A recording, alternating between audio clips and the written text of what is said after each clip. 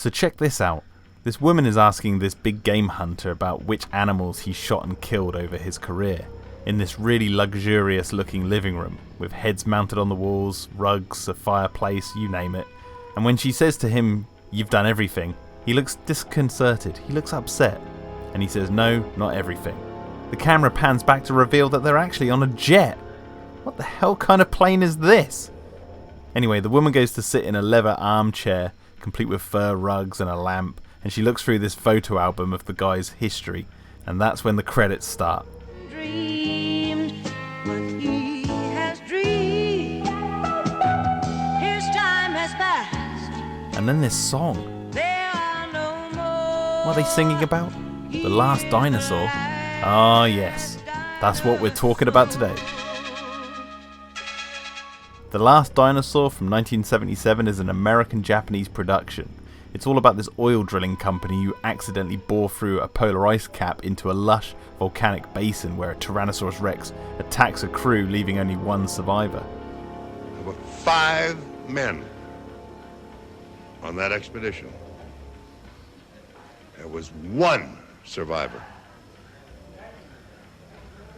1.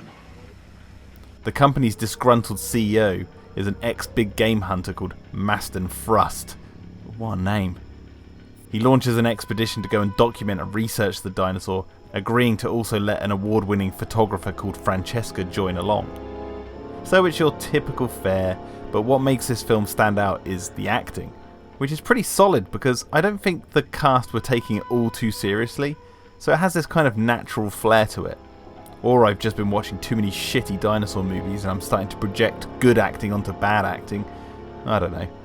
They have to use what's called a polar borer to get to the Lost World, which is a nice mix-up from the usual boat or plane one usually sees in these type of movies.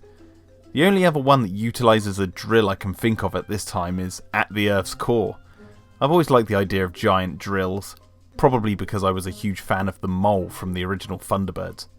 That thing was badass. Now, as soon as they surface, you get some really awful effects of pteranodons flying about, which look like flying turds or shadow puppets.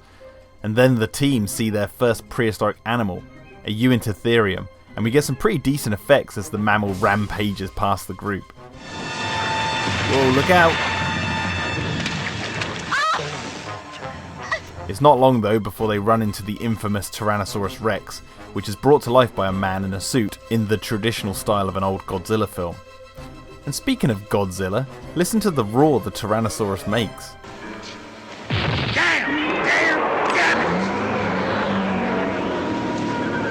Yeah, this thing swallowed Godzilla.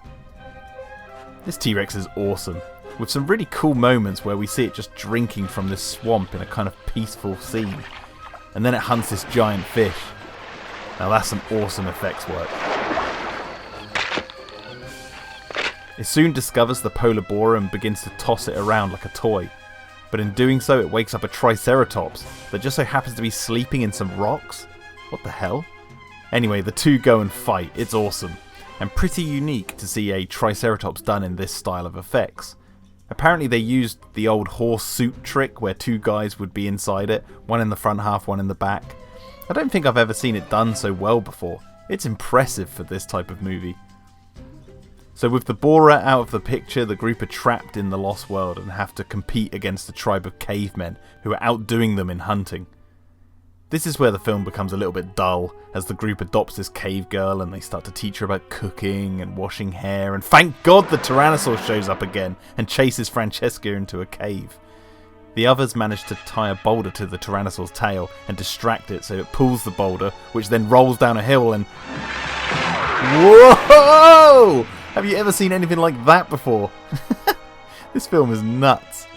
Frust then concocts this plan to build a catapult to kill the dinosaur once and for all. It fails, and this pisses Maston off big time. This guy really wants to see that T-Rex dead. Kind of reminds me of Packard from Kong Skull Island. You know, I wouldn't be surprised if this is direct inspiration for that character. Kong Skull Island, after all, is basically a big budget remake of a campy 70s monster flick like this. With the polar borer being found once again and fixed up, the survivors leave, with Maston choosing to stay in this prehistoric landscape to hunt the last dinosaur.